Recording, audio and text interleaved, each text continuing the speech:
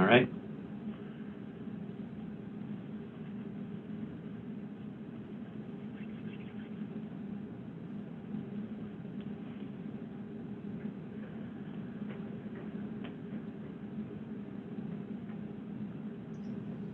Okay, I believe we should be live. Just let me check my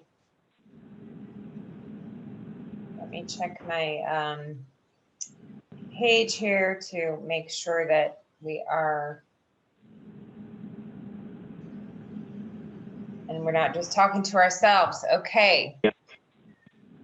We are live on Facebook, and we are also recording for all of our people. And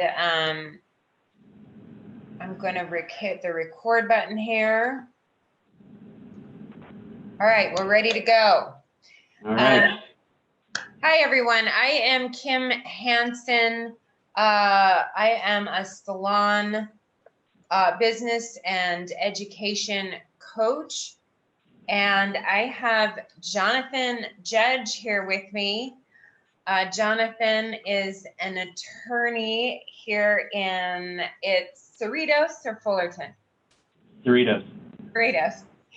And the name of his law firm is, Jonathan, because I screwed up. It's Atkinson, Andelson, Loya, Root, and Romo. Okay, great. Okay, before we begin, we're going to be talking today about a couple things.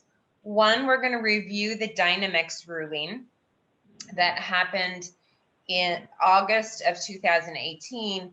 And then recently, a law was passed, AB 5, in the state of California.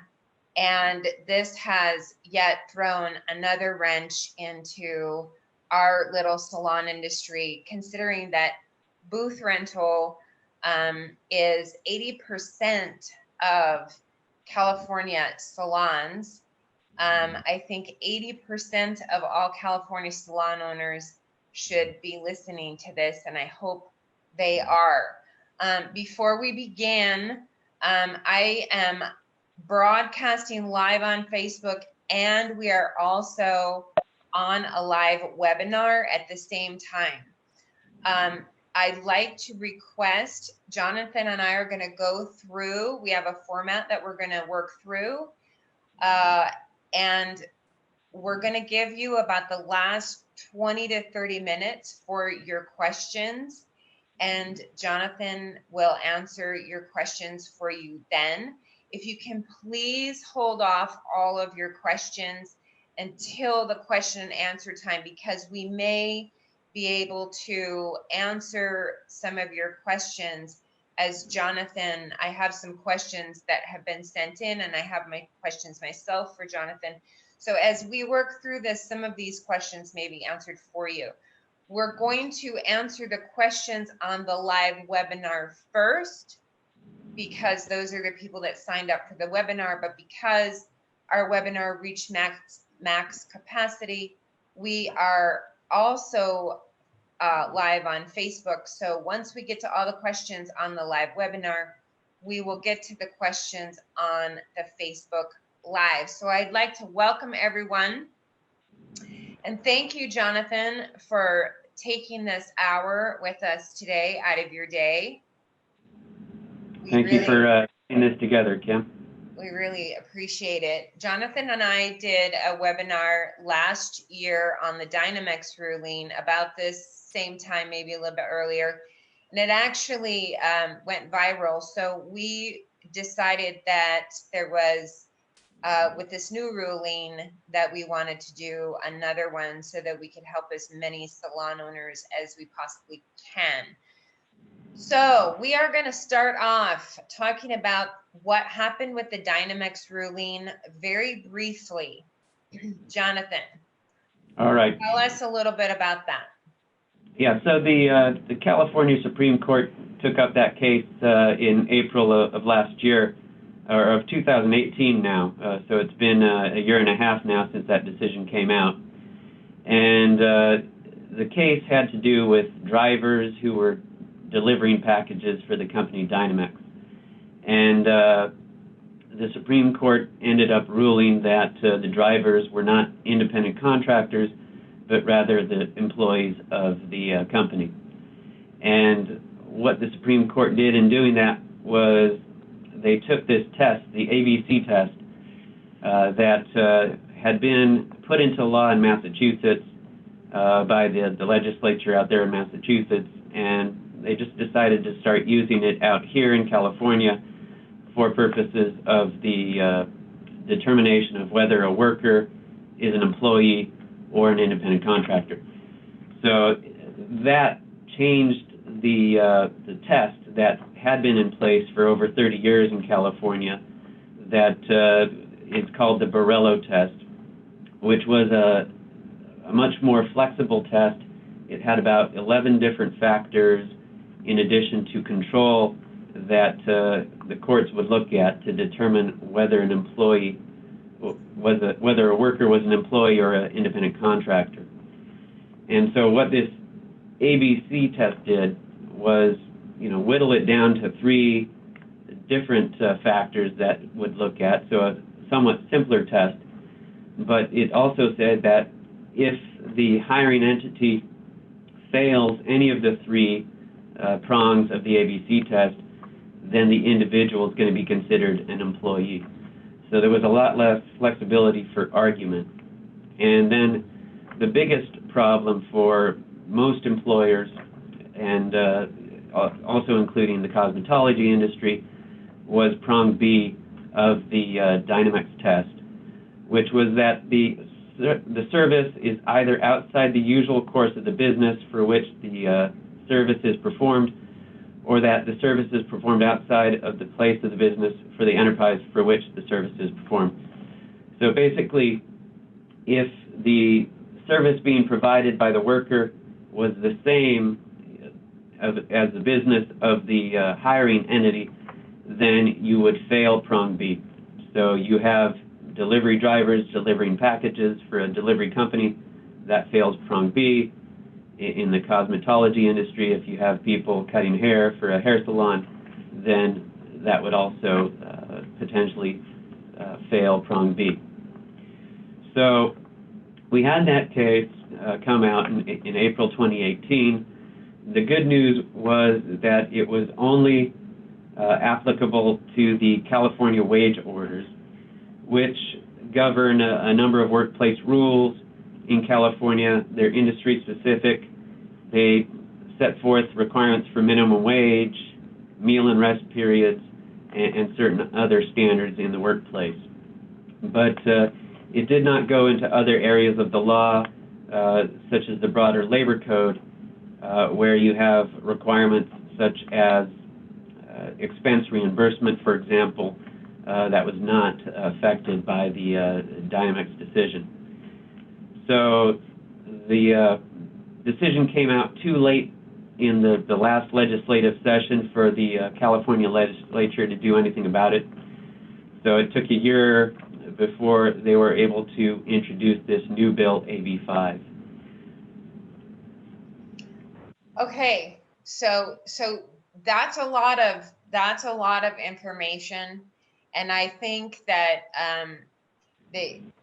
for those of you not watching the ABC test, or who hadn't watched or talked to Jonathan and I, or don't know anything about the Dynamex ruling or the ABC test, the 3 parts that Jonathan is talking about is A, such an individual has been and will continue to be free from control or direction over the performance of such service, both under his contract of service and in fact, meaning basically the individual who's the booth renter or the independent contractor cannot be under any direction or under any control of the hiring entity. And then B, such service is either outside the usual course of the business for which such service is performed, or that such service is performed outside all the places of business of the enterprise for which such service is performed. Okay, let's just get rid of all that legal mumbo jumbo, and it's basically the hiring entity. Prong B is that the hiring entity cannot be, or the I don't even want to say hiring. The person who owns the business can't be in the same business as the independent contractor booth renter, correct?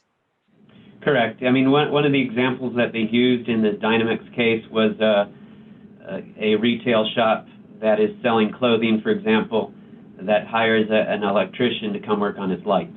So the electrician's not in the work of selling clothing, obviously. So they use that as an example of something that would pass prong B.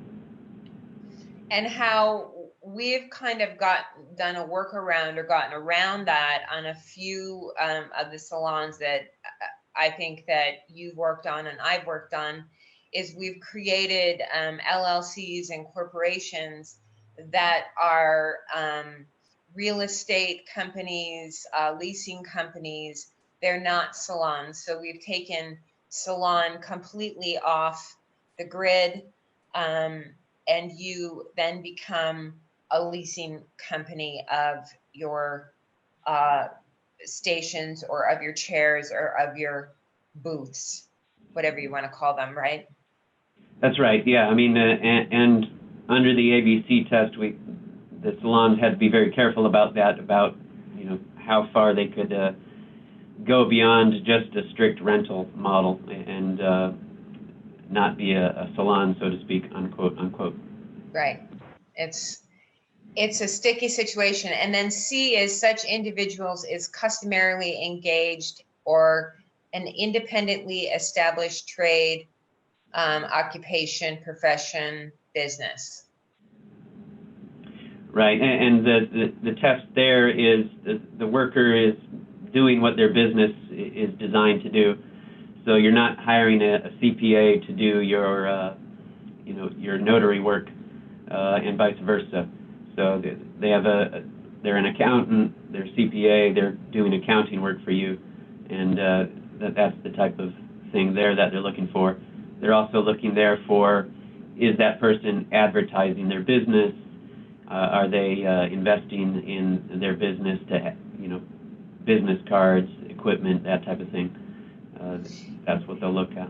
Yeah, like so a lot of booth rental salons will have a website, and they'll have, their booth renters on the website, and that would be a violation of C, correct? It could be, yeah. I mean, if the individual stylist is not holding out their own advertisements and have their own business cards and making their own contacts for their own clients, then that could be something that they would look upon. There's no investment there for the worker into their own business. Yeah, so it comes down to risk.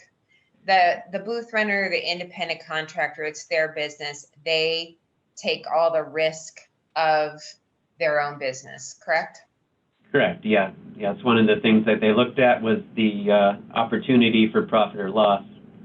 So where there was that risk entailed in the job, you got that opportunity for loss, which is something that they were looking for to find someone, an independent contractor.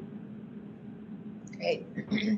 So there are other states that have this ABC test, and but to my knowledge and what you and I talked about, no other state has adopted the ABC test as broad as the state of California, correct?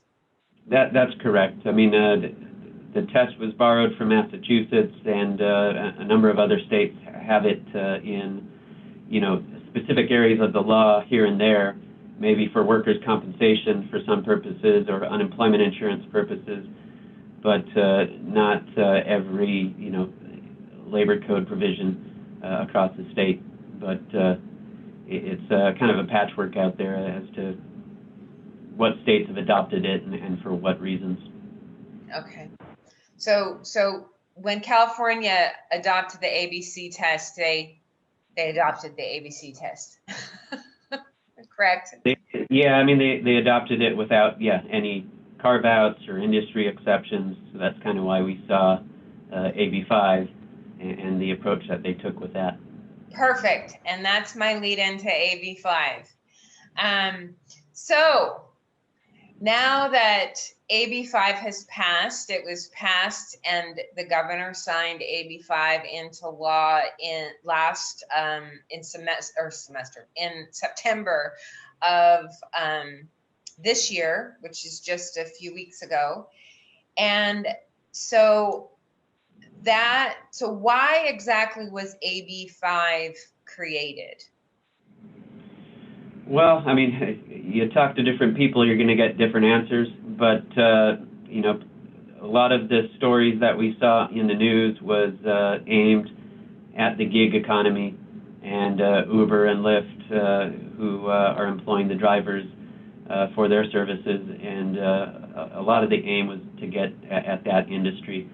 But also, industry-wide, there's always been an effort in California in various industries to classify people as employees rather than independent contractors and bring in the tax revenue to the state that comes along with that. And then also the protections that come under the law, sick leave, et cetera, that come with the labor code and wage orders. So that was kind of the momentum behind the bill being passed. And then the other part of it was the business lobbying that, hey, this ABC test that was, put into law by the Supreme Court is too broad. We need some exceptions for industries that have worked a certain way for 30 years or more, and that some of it's just not workable in certain industries. Okay, so it was created because there was a need for certain industries to create a carve out, right? Because it's just that was part of it. To clarify the law. A couple of other things that came about because of AB5 is that the Dynamex decision was limited to the wage orders, and so they expanded the law with AB5 to apply to the entire labor code and to the unemployment insurance code. So it broadly expands the reach of the ABC test potentially into all labor protections in California and then also unemployment insurance. Okay, so what is AB5? Well, so basically what it does is it puts in the ABC test into law and says that's going to apply, that's going to be the default rule going forward. But then what it also did was create about 7 different industry exemptions that if you meet a certain test that's articulated in the new law, and we'll go through that for the cosmetology industry, if you meet those requirements, then you get to use the old standard for determining whether a worker is an independent contractor, in the case Borrello, that was a 1989 decision. And that was the one with the multi-factors that I talked about earlier. That's a much looser test, easier for a business to pass and have the worker classified as an independent contractor. Okay, so and what exactly are the requirements for the exemption for cosmetologists in AB5? Right. So there are a lot of requirements for them. And it starts out, they broke it down into a number of different industries, as I was talking about. And cosmetologists fall under the professional services exemption. And there are a number of, there are 6 requirements that come into play for professional services. And briefly, they are the individual maintains a business location which may include the individual's residence that is separate from the hiring entity, but nothing prohibits the work from being done at the location of the hiring entity. That's the first one. Then the next one has a timeline on it. It says if the work is performed more than 6 months after the effective date of this section, so that's going to be July 1st of next year, the individual has a business license in addition to any required professional licenses or permits for the individual to practice in their profession. So we'll get into that in a little bit more detail as we get deeper into the test.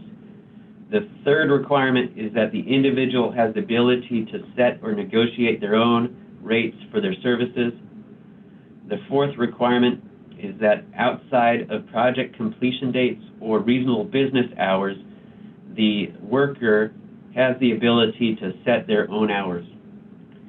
The fifth requirement is that the individual is customarily engaged in the same type of work performed under the contract with another hiring entity, or they hold themselves out to other potential customers as available to perform the same type of work.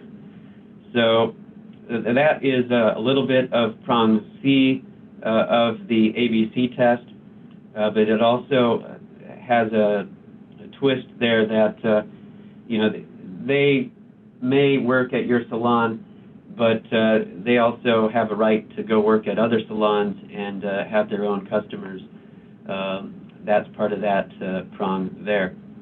And then finally, the last part of this part of the test is that the individual customarily and regularly exercises discretion and independent judgment in the performance of the services. So again, this kind of goes to that control factor. You're going to, as the stylist, decide, what your client wants, and in consultation with them, of course. But you're not hearing from the boss, you need to do this, and that you need to follow these directions. You're deciding, with your discretion and independent judgment, what's best for your customer. So that's the first part of the test. So just as example for that last one, there's a lot of times clients are unhappy. And so when a client is unhappy, they have a tendency to come to the owner of the business.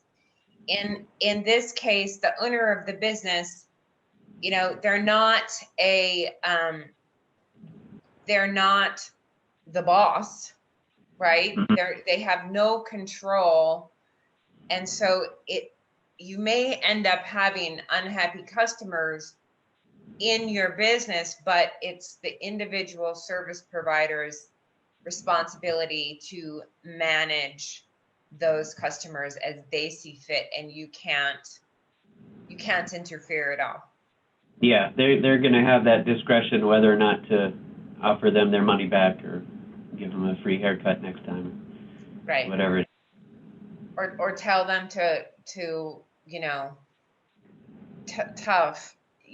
I gave you a haircut, I spent my time, and now go Yelp about me all over the place. And unfortunately, a lot of these salons that have booth rental salons have Yelp pages as their own Yelp pages. Okay, so that I want to point out is a problem.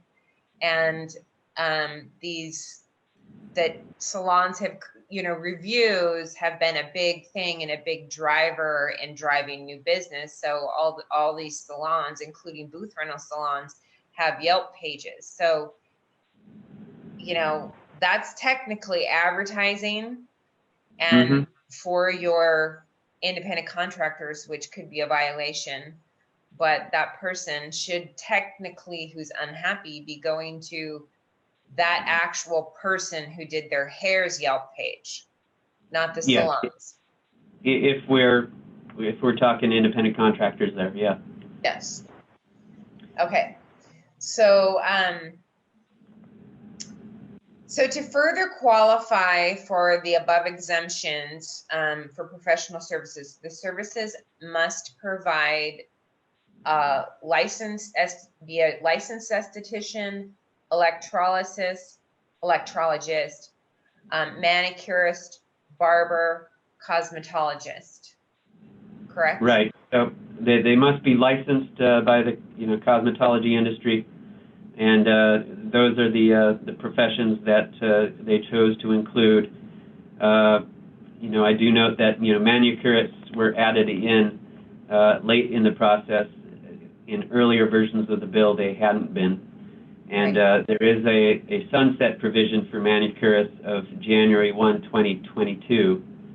That's 2022. That this will go away for them. But that leaves a couple of years for something else to be worked out. Okay.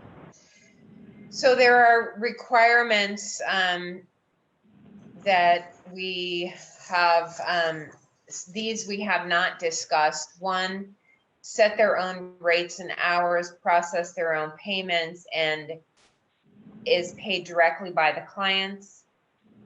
Two, set their own hours of work and has sole discretion to decide the number of clients and which clients for whom they provide their services.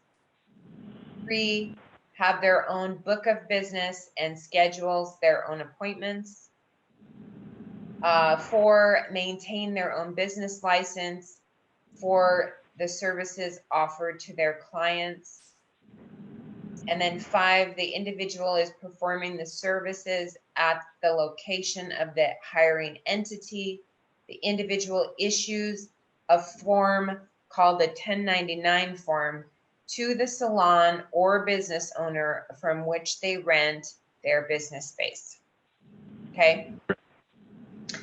So those are the 5 requirements that you have to meet in order to then be judged, I should say, under the Borrello test, correct?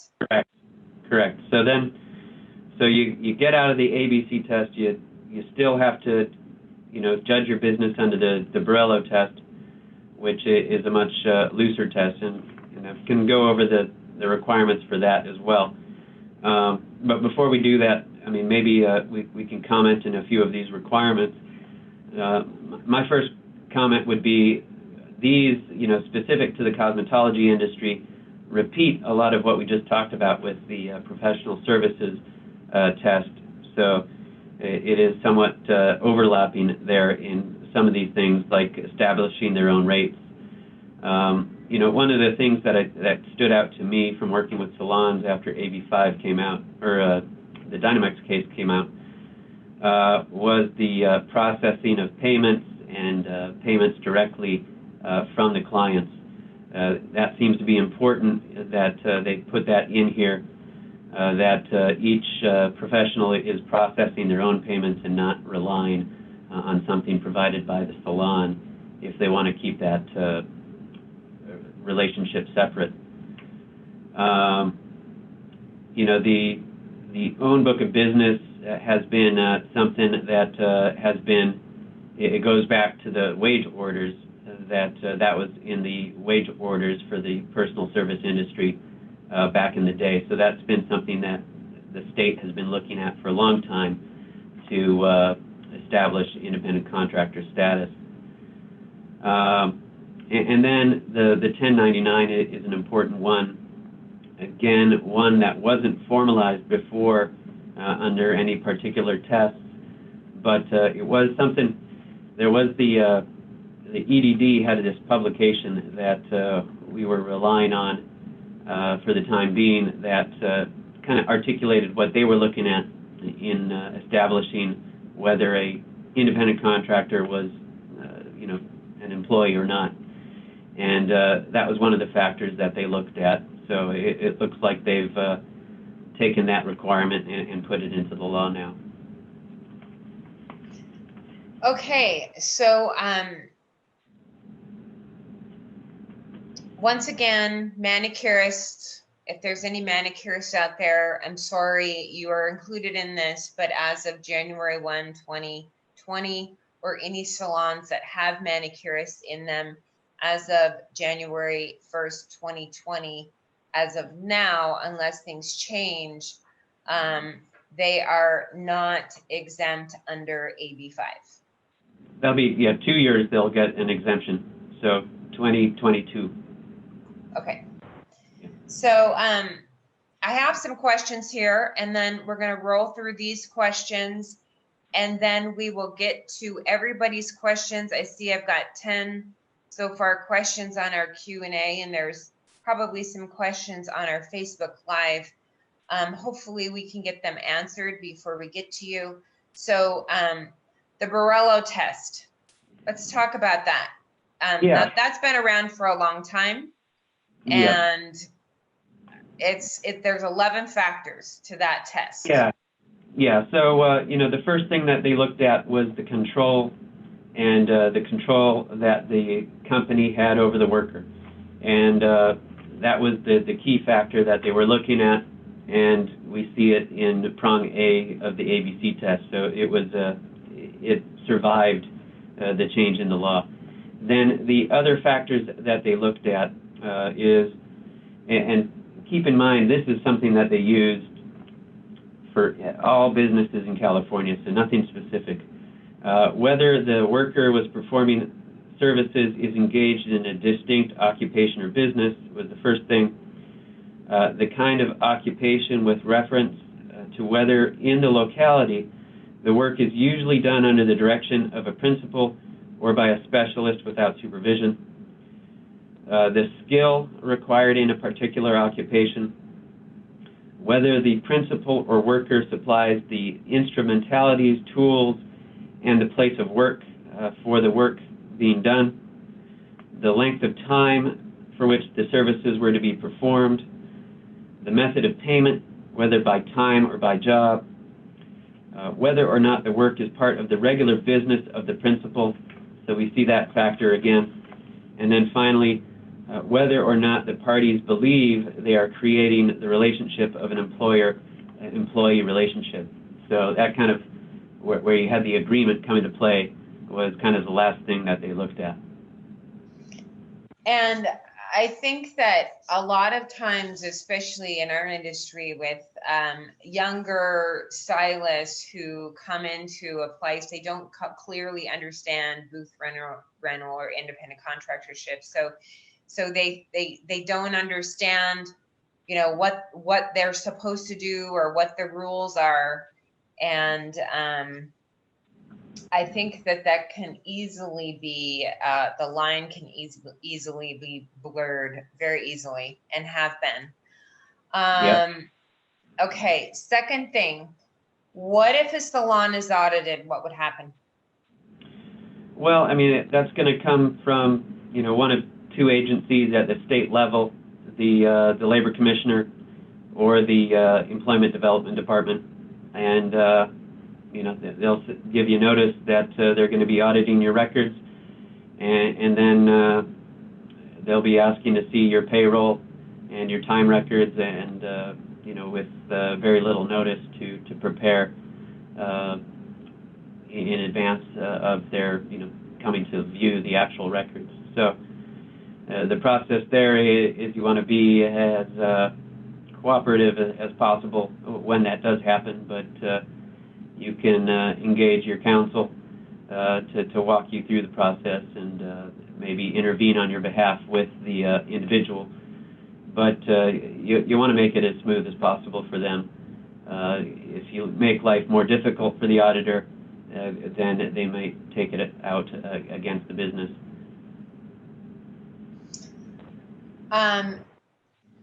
Okay, and I had a question, another question that just popped in my head, but then I lost it. Okay, second question. Are booth renters and independent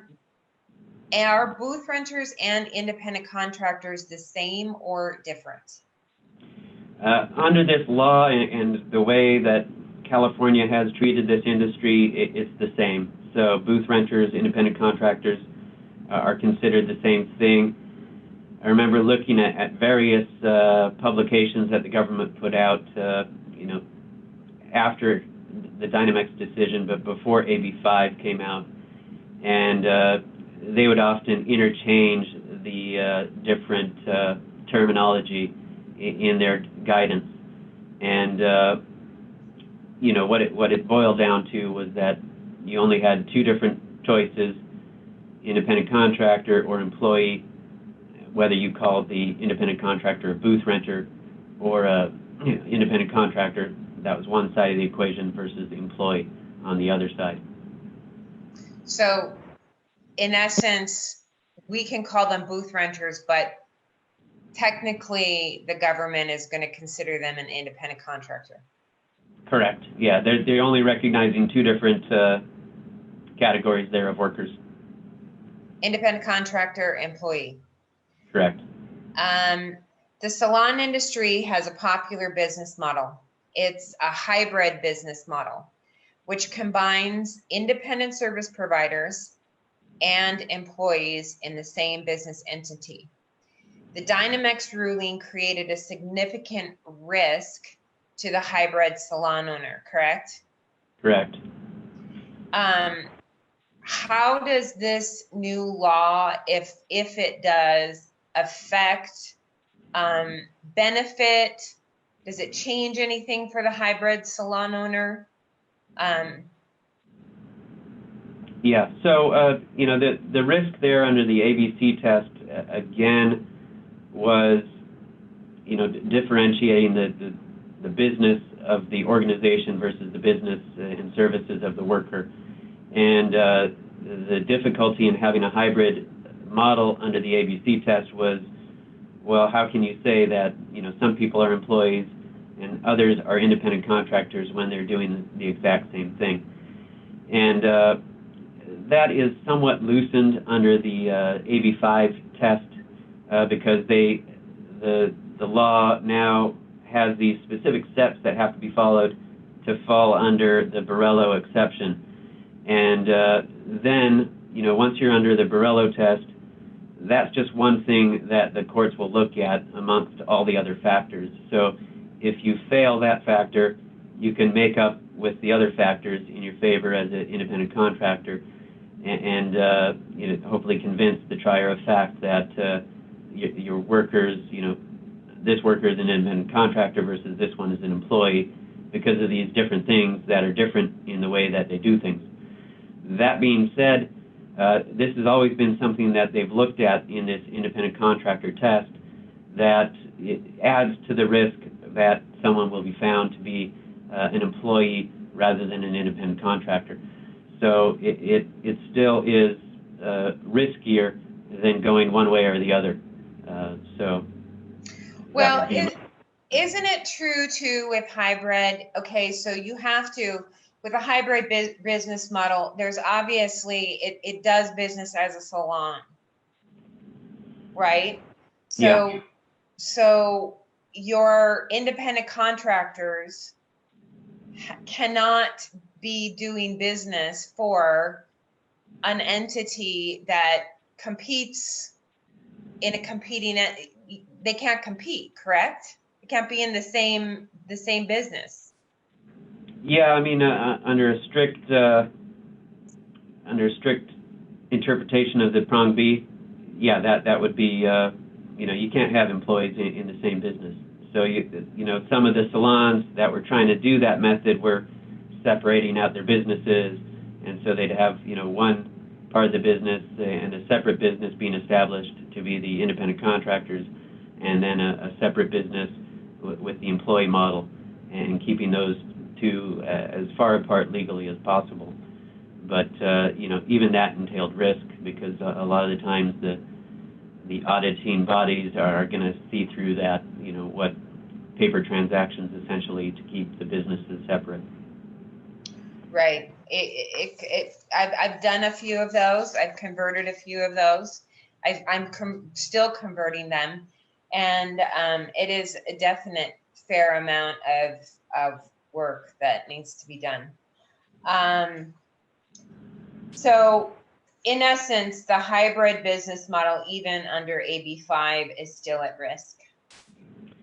I think so, because it's still one of those things that that factor into the Borello test. So in a close call, it could be the straw that breaks the camel's back and makes that determination go one way rather than the other.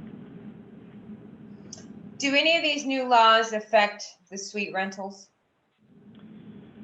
Again, I see that as just another way of talking about booth rental or suite rental. They talk about space in the law, so they've broadly worded the law to apply to all those different types of situations, whether the person's renting a booth or a suite or space.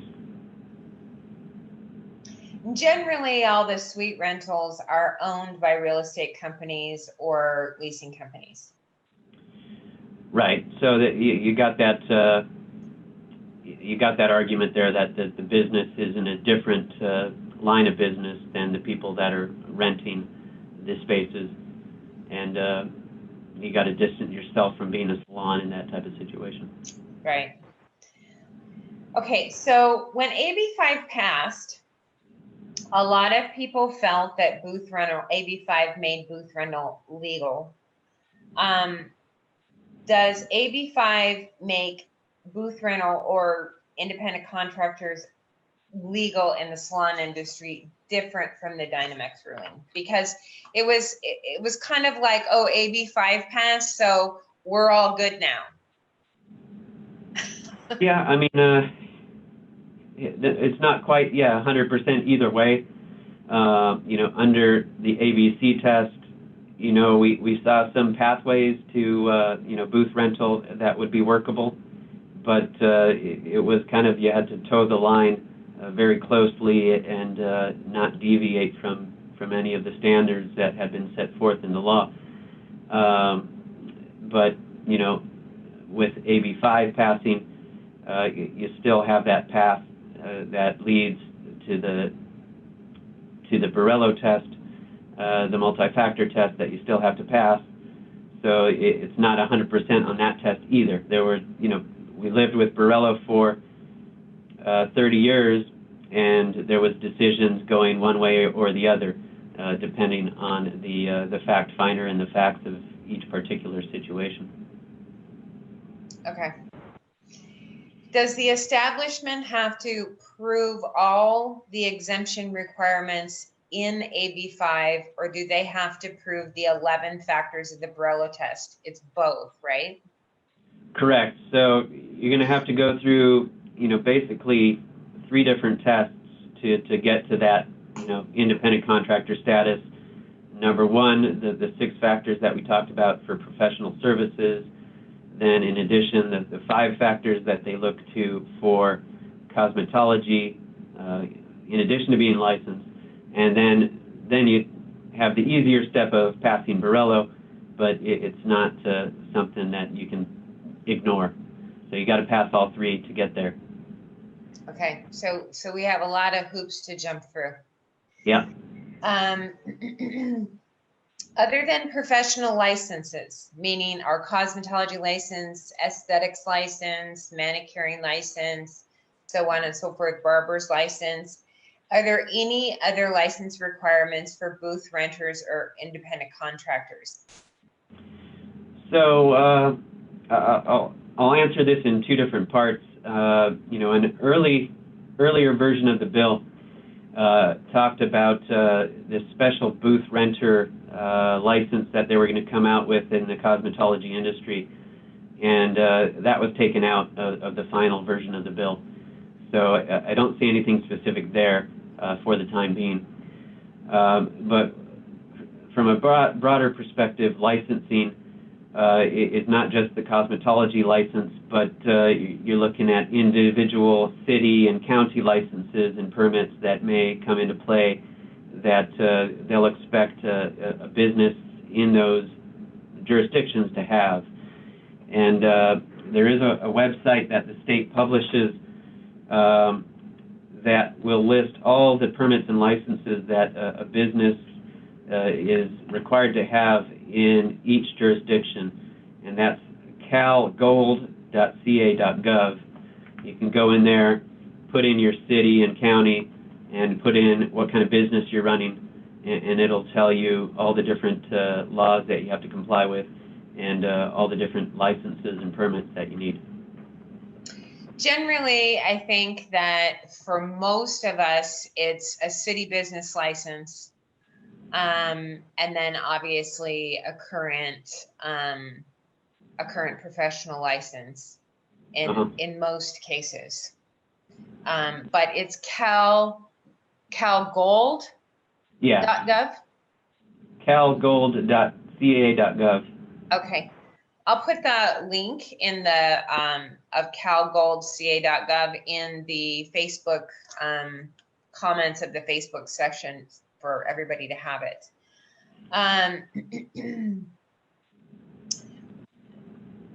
Who would issue a 1099? So the 1099 is going to be issued from the renter to the salon owner. So that's the way the money is flowing. So that's going to be what you're going to be doing to record that transaction on a yearly basis. And how important is it to issue 1099s? It's right there in the law, in black and white. So it's a requirement that is going to need to be followed. And that was prior to this law being put into writing. As I was working with salons, we were putting that into the agreements for the rental type of situations, and they were asking, do we really have to do this? And the answer was, well, under the old law, maybe not, but under this now, AB5, definitely, if you want to get into that Borello exception. And so in the salon industry, if you have independent contractors, and there are all these rules that the independent contractor needs to now follow, right? They need to, make sure that they keep their own book of business, that their clients are paying them, that they're advertising on their own, that they're issuing the 1099, and all of these things, right? So what is the best way for the owner of the business entity? I don't even want to call it a salon anymore, because technically it really shouldn't be a salon. If you have independent contractors, how can you, how does a owner protect themselves against their independent contractors not issuing these things or not doing these things? It's going to come down to the agreement that they have with each individual renter, and then being able to enforce that and terminate the agreement when they're not complying with those requirements. Okay, and my next question was, how important is it to have a clear contractual agreement between the establishment and the independent contractor? It's extremely important, right? It's a must-have, yeah. It's going to articulate these and demonstrate the understanding of the parties.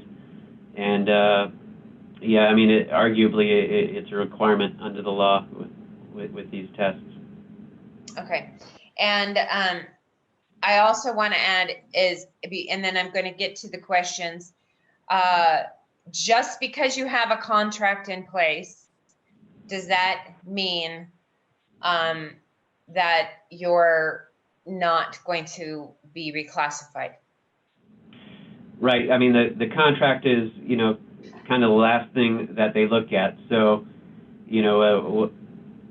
what we used to tell our clients, across different industries is, yeah, you want to have a contract in place, but just because your contract says the worker is an independent contractor, it isn't going to be, absolute, last word on it. They're going to look at the actual work that is performed, the actual facts that are coming in play to make that determination. Right. Okay, we've got, I'm going to move to the Q&A box. I've got a couple in the chat box and I've got a couple in the Q&A box. I'm going to move to that first. Meryl Southern says, I've become an LLC this year after running my business as a sole proprietor for 30 years. I have a salon and day spa, family owned and operated, with a lot of hairdressers that lease. My question is regarding estheticians and manicurists.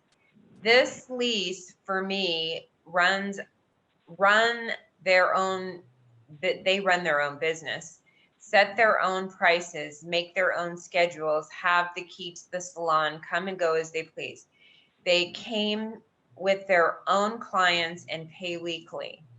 How can I give them customers or purchase gift certificates from my establishment? So if they want to purchase gift certificates from her establishment, can they do that? Yeah, I mean, I don't want to give any legal advice on any particular situation, but hypothetically speaking here, that's going to be tough for a business to do and keep the business separate from the worker, and establishing that the worker is an independent contractor. But we'd have to look at that specific situation as to if it violates any of these new standards under the AB5. But prior to AB5, I was discouraging this from going on with companies that wanted to keep the workers as independent contractors. I think what Meryl does a big membership gift card business. I think it's really memberships. And so she's already sold these things, and and now she really doesn't know how to back it out. So that's quite a complicated situation, Marilyn. And I don't think Jonathan or I can advise you on the webinar about that. Little bit more complex than what we can do at this point. Somebody wants to know how to find us on Facebook. So Michelle, I'm sorry I didn't get to that. They can go to my Facebook page, Kim Hansen on Facebook. We are broadcasting live, and it'll also live there. As a salon owner, I pay rent. I have my own business license. I am separate entity from the rental business and the beauty supply. Okay. Okay. I'm not sure what the question there is, but there is some separation of the different businesses there. So yeah, I mean, you don't have to be a property owner to be a salon owner. You can pay rent to the landlord there, and then you're going to be subleasing to your tenants.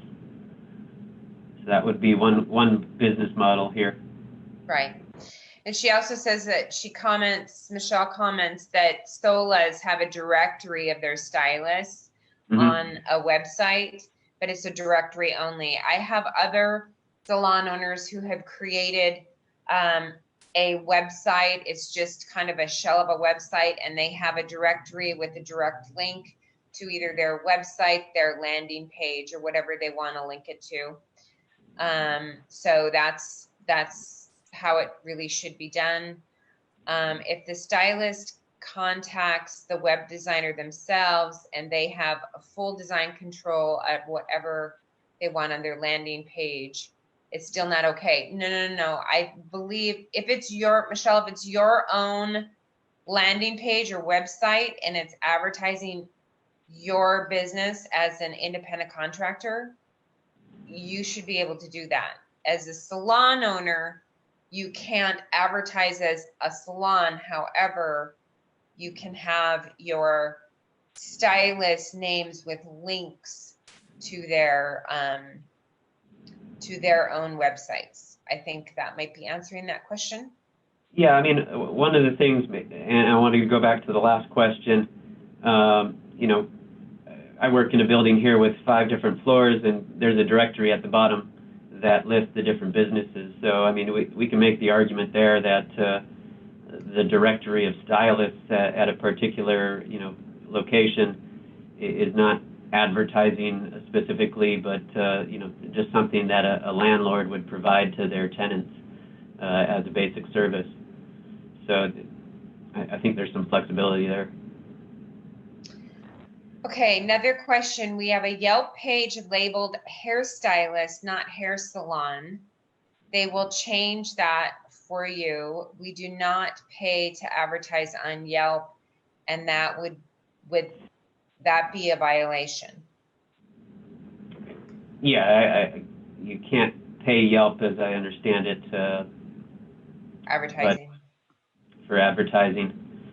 But yeah, the more you separate out the business from the stylist, the better there, so that the reviews are being left for the stylist rather than the business. Right. Another question, if there's a terminal at the front desk that the stylists have their own tab and their name on it, and they choose and it directly links to their own bank account, and then they charge their own clients, their own prices goes directly into that account. They have, merchant processors now have created that availability for these situations. So is that okay, Jonathan? Well, I mean, it's all depending on how they're going to interpret these requirements. They process their own payments and are paid directly by the clients. You can probably make some arguments there that that satisfies that requirement, just as long as the salon is not collecting the money and then turning it over to the service provider. Okay, and then I was told liability insurance is requested or required with the establishment listed on the policy. You know, that's something that I would need to look into for the particular locality. But yeah, I think that may depend on the particular business or the particular locations that you're doing business in. I think when you look at it, my salon was in a large mall, and if you look at it in that way, I rented a space from a larger entity, and there was liability on the property. So I think that what she's asking is the establishment has to be listed on the policy for their liability reasons. So it's an insurance question, and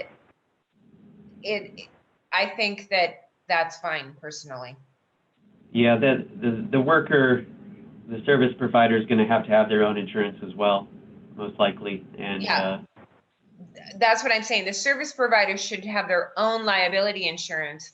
However, the establishment may require to be named on the policy so that the establishment is also carried under the policy in case somebody slips and falls in the bathroom. Yeah. Something like that. And why don't we 1099 our landlords at our homes and residences? Why don't we? You know, don't kill the messenger here. You know, they put that in there, and it's something that you're going to need to do. So, yeah, other transactions, there's reasons that it's excluded, but here they're going to insist that it occur. Okay, so now I've jumped over to the Zoom chat webinar, and then I have EDD as a joke. EDD. Yeah, EDD is kind of a joke. I hope nobody working for EDD is watching this, but it is kind of a joke. That was wrong that we should, I'm not sure what we should fight, but we pay rent. We don't get paid for doing services. So I'm not really sure. She must have commented on something there. I wish the Board of Barber and Cosmetology would issue individual establishment license for each mayor. I do too, and that is one of the things that I really think that needs to happen in the state of California is there needs to be an interim business license, not an establishment license, but an actual independent contractor license that the state board applies. And I believe that they were talking about that, right, Jonathan? And then it got pulled out of the law. Yeah. Correct. Correct. Yeah, that was in a very early version when they first worked in the carve out for the cosmetology industry. That was in there, and there was all kind of timing issues in there that they had that they just must have figured were unmanageable. Right. So Fred Jones, he is also an attorney and works with the California Federation of Beauty. I think that's the name of it. I'm not 100% sure, but anyway, big picture question, given past booth rental practices, is it fair to say that under AB5, our industry has to significantly alter the way booth rental salons operate? From the booth renter receiving all funds and paying the 1099 to the establishment owner, maintaining necessary separation between salon and renter. Yeah, I think that's a valid point. The way I see it is that, it was kind of the Wild West before, and if you got caught, you would be arguing the Borello test, and now you've got these 11 specific things you need to do that are very particular before you can even get to that question. So, yeah, I think it does, add risk onto that business model, and a lot more of following the rules and complying with particular things that did not receive emphasis before, like the 1099, that is now a requirement. Right. I just too want to point out to everyone, I'm going to jump to, we have a few questions on Facebook, and then we are going to cut it off. So I'm not going to answer, but to say to Fred, yes, I think we are all in agreement that our industry, like Jonathan said, is the wild, wild west. And we all need to really get some clear understanding that we need to operate a little bit more professionally. I also want to say one question. Jonathan, according to the law, is it not true that the state or whatever entity is auditing you, they're going to automatically assume they're an employee first, and it's up to the business to prove that they are a independent contractor? That's correct. I mean, that's the specifically set forth in the law, that the presumption is that the worker is an employee, and it's for the employer to disprove that. That's always been the case, though. So that hasn't changed. It's just the things that they look at, and the amount of how hard they look at it, it has changed.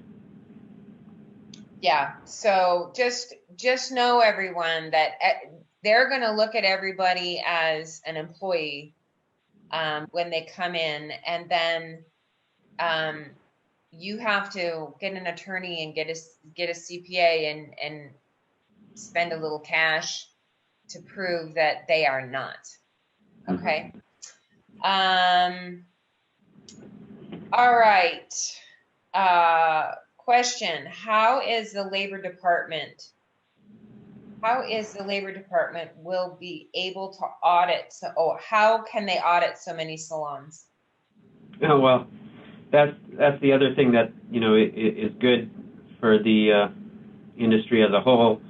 With so many businesses, it's going to be rare that you ever see an audit from the labor commissioner. So they're not gonna go out there and be sweeping the entire industry to do audits all of a sudden with this new law. They don't have any more people with this law than they had before, and the backlog with the labor commissioner is very deep. It's a number of months before they ever hear cases that are brought before them. So I don't see that increasing, but it is. On the other hand, the trial attorneys out there, plaintiff attorneys, may see this as an opportunity to start going after businesses. Class action lawsuits. Yeah. And also, people, they're not gonna come after you. It's gonna be your own and people that are gonna turn you in, most likely, correct? Correct. To have a hybrid salon, could we create a completely separate LLC that rents to the booth rental stylists and have, I can't see more here. And have one that has employee stylists. So he's talking about creating two separate LLCs for the salon, one that has a booth rental LLC, and then the other that has the employee LLC. Yeah, I mean, again, we can't get into specifics here, but there's different things that they're going to look at there as far as ownership between the two entities at the top that might put a kibosh on that.